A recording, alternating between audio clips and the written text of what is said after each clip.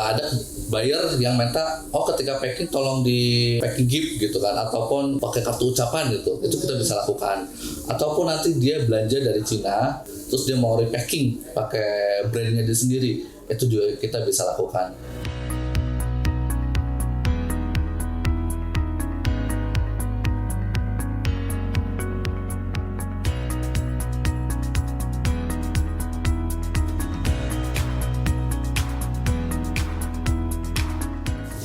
Bisnis. Hai. Kembali lagi sama aku Tita dan partnerku Dan aku Gia.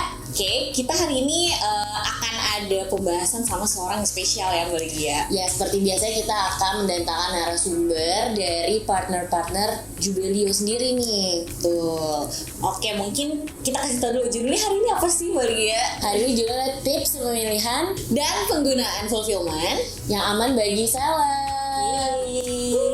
Nah, hari ini kita akan mendatangkan dari narasumber kita fulfillment pastinya. Nah, mungkin dari beberapa pebisnis di sini belum tahu apa sih fulfillment itu dan bagaimana nih cara memilih fulfillment yang baik untuk toko kalian. Kita langsung datangkan aja Mas Dimas Prayogo dari Business Development Ebistock. Hai. Halo Mas Dimas. Hai Mas Dimas, apa kabar? Alhamdulillah baik. Gimana tadi perjalanannya ke sini? Lumayan sedikit macet sih. Hujan ya. Hujan soalnya gitu kan. Oke. Mungkin kita perkenalan dulu kali ya sama Mas Dimas ya. Ini Mas Dimas ini dari Abestock udah disebutkan tadi. Mungkin lebih kayak perkenalan sebagai apa gitu posisinya di Abestock. Halo semuanya, salam kenal. Saya Dimas Prayoga.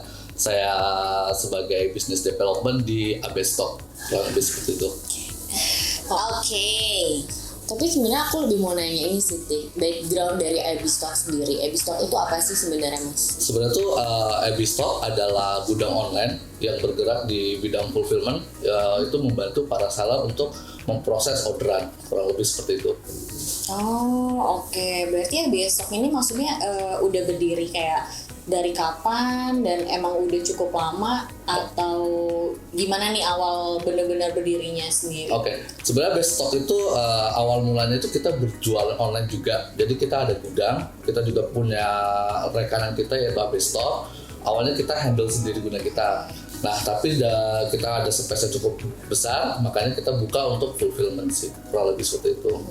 Jadi untuk Abestock sendiri didirikan itu di 2021. Oh, masih baru ya? Masih baru, cuman untuk tim kita sendiri itu kurang lebih udah handling pengalamannya di bidang fulfillment. Seperti itu. Oke, tapi berarti Mas Dimas ini bisa dibilang dari awal berdirinya si Abestock ini sudah join nih? Betul, jadi saya dari awal berdirinya Abestock, saya juga sudah join. Garda terdepan ya? Betul. Oke. Tapi tadi ngomongin fulfillment itu sebenarnya apa sih, Mas Dimas? Nah, sebenarnya fulfillment itu secara arti harafiahnya itu adalah pemenuhan ya. Atau bisa kita bilang gudang online yang membantu para pelaku e-commerce untuk mendistribusikan pesanannya kepada si end buyer seperti itu. Jadi kita itu bantu handling mulai dari penerimaan barang, penyimpanan hingga ke pengiriman dan pengepakan.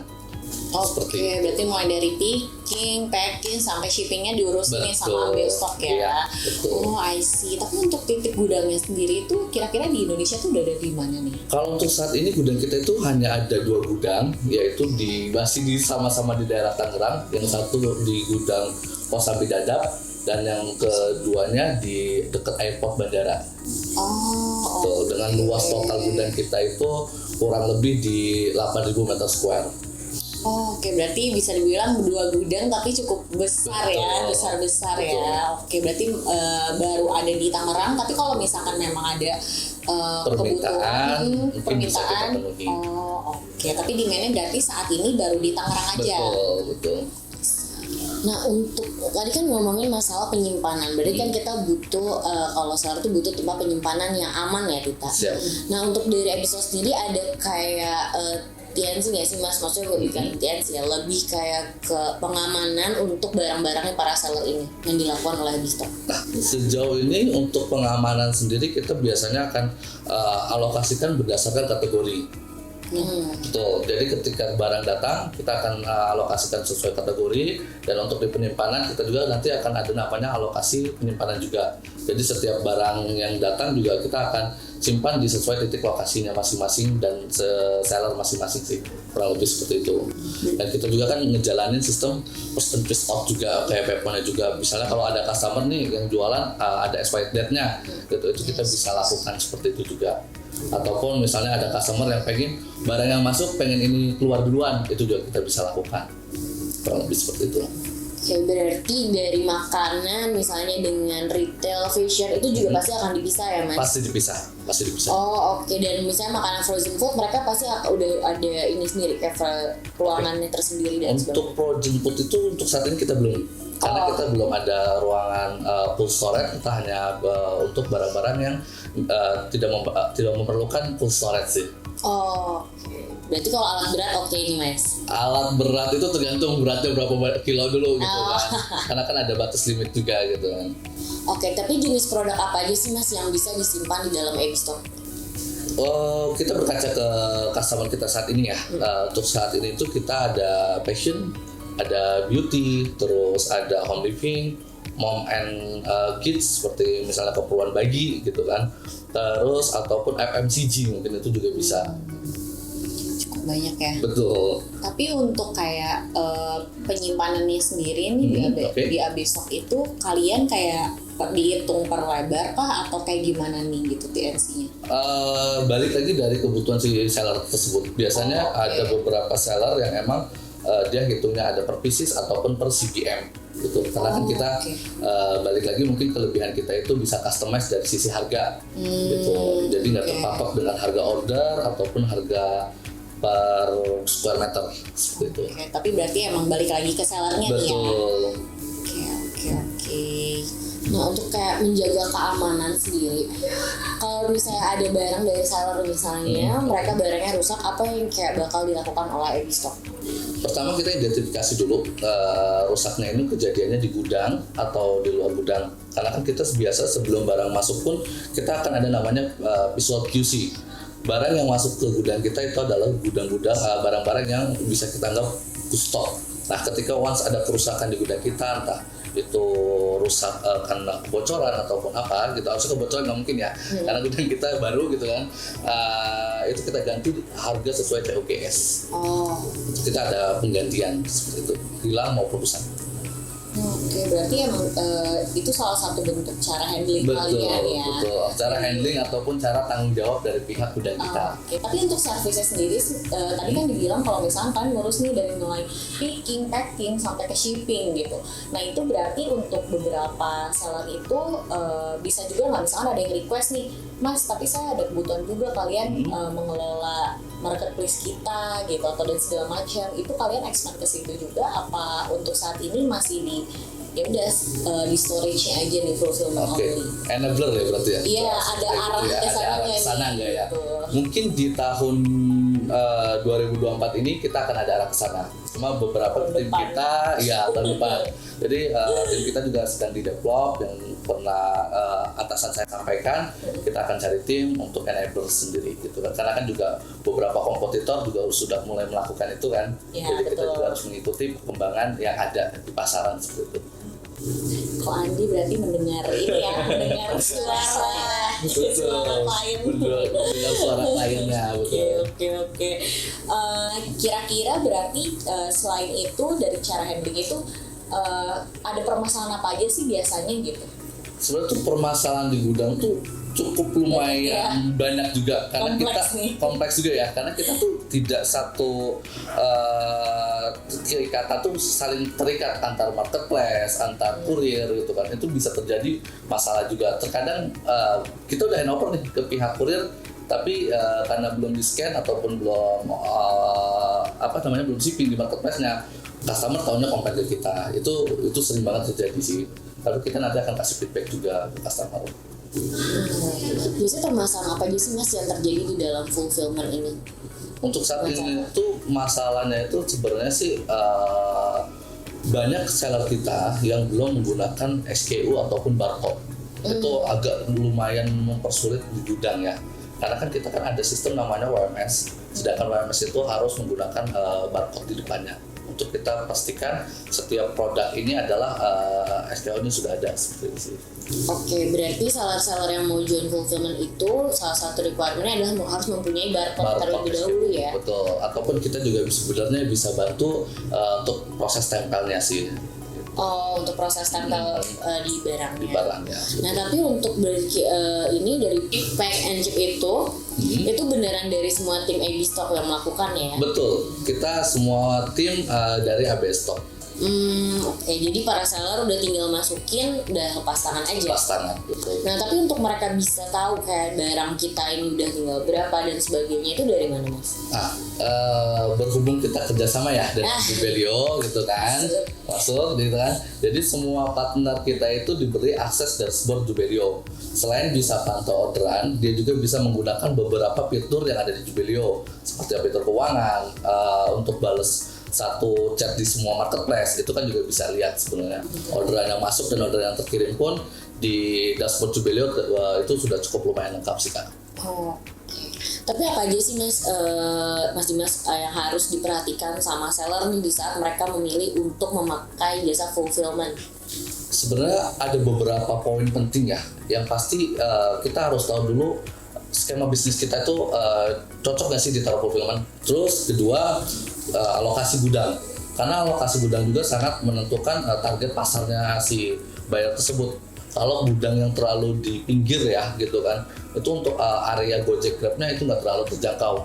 Sedangkan sekarang banyak konsumen itu dia lebih senang kayak ibaratnya barang itu cepat sampai pakai same day. Seperti itu sih. Terus yang ketiga itu ada harga.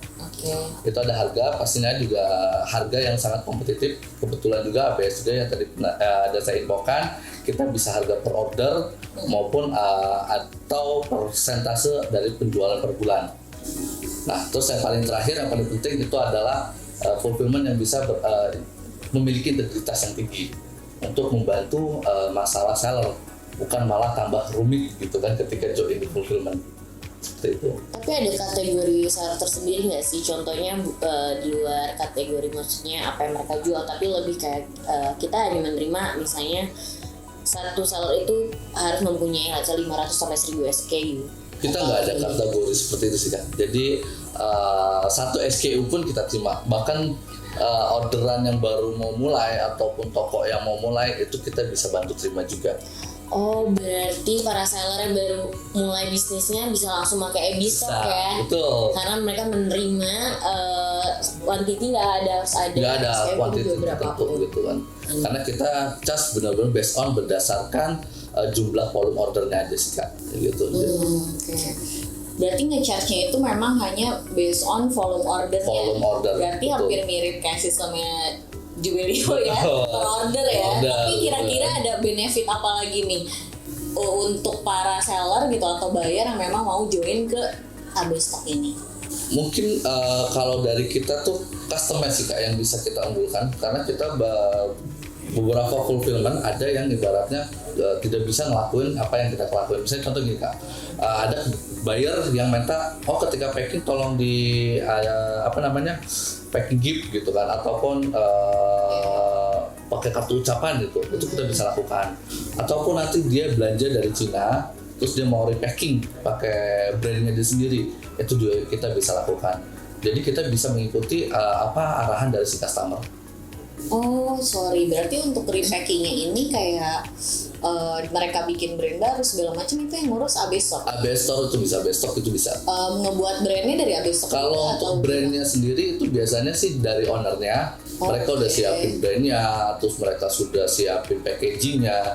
Jadi once barang itu datang dari vendor mereka, kita udah siap untuk mengganti kardus yang sebelumnya ke kardus baru packaging dia. Oh oke, itu lebih ke operational things kalian bisa bantu bisa nih. Kita bisa bantu. Itu yang mungkin nilai plus kita atau nilai jual kita. Terus kira-kira nih kan tadi bilang bisa custom ya, Betul. tapi sebenarnya range-nya itu berapa sih untuk biaya misalkan ada buyer ataupun seller yang mau berjoin di AB Stock fulfillment ini? Kalau untuk range harganya itu kita nggak bisa pukul rata di sini ya, karena kan kita juga harus hitung berdasarkan kerumitan si seller itu. Oh, jadi seberapa kompleks betul, barangnya. Semakin kompleks barang itu, maka cost yang kita butuhkan juga akan semakin tinggi. Tapi semakin mudah barang itu dihandle, ya pasti costnya pun akan semakin rendah. Seperti itu. Pinter nih, biar penasaran nih, berarti yang nonton biar nanyain gitu kan, biar bisa langsung hubungi Mas Dimas. Pinter nih, betul. Gak kasih tau harga dia. Lalu kayak bagaimana sih Mas untuk seller-seller nih biasanya yang mau join untuk pakai servisnya Fulfillment Abstock? Kalau untuk yang mau pakai servis Abstock itu bisa kunjungin website kita di abstock.id ataupun di WhatsApp kita. Oh, oke. Atau juga dengan Jubelio. Ya. Bisa langsung menghubungi ke Jubelio juga, ke saya gitu ya, kalau misalnya ada yang butuh nih fulfillment gitu, atau mau mengunjungi langsung ke websitenya Abstock juga boleh banget. Oke, mungkin aku minta tips and trick dulu dari Mas Dimas. Gimana sih cara biar para seller ini bisa memilih fulfillment yang tepat nih buat mereka? Mungkin dari kayak apa yang perlu diperhatikan nih sebelumnya? Sebenarnya sih yang tadi saya juga bilang ya, sebenarnya untuk ada beberapa poin yang harus diperhatikan itu ya dari bisnisnya si seller sendiri nih, layak atau enggaknya kan tadi untuk pakai fulfillment seperti itu. Terus lokasi gudang sendiri, lokasi si fulfillment tersebut, harga gitu kan. Terus sama ya, integritas si fulfillment sendiri gitu kan, bisa membantu masalah si bayar atau enggak, kurang lebih seperti itu sih. Masalah apa sih Mas yang sering terjadi nih para buyer kalau kayak keresahan Proses sendiri ya. Kalau apa masalah proses dia sendiri atau gimana nih? Proses dari merekanya nih. Oke. Kalau misalnya mereka proses sendiri itu pasti ada beberapa keresahan ya. Apalagi ketika event datang pas contoh 11-11, 12-12 itu kan orderan tuh pasti melonjak. Sedangkan SDM-nya tidak mumpuni. Nah, tapi ketika dia join ke fulfillment itu dia udah nggak perlu pusing lagi. Si seller itu cukup hanya fokus bagaimana omset penjualan kita naik ataupun target penjualan kita naik gitu kan. Untuk sisi gudangnya itu pihak ABS yang akan bantu. Semuanya ya. Tapi kalau lagi 11-12 tanggal kembar ya. Tanggal kembar itu emang kan ordernya pasti tinggi kan. Apalagi nanti kalau misalnya cari SDM-nya susah, seandainya ada SDM pun dia nggak ngerti barangnya, malah nanti banyak salah kirim apa-apa, itu kan akan menjadi kerugian lagi yang akan timbul gitu kan.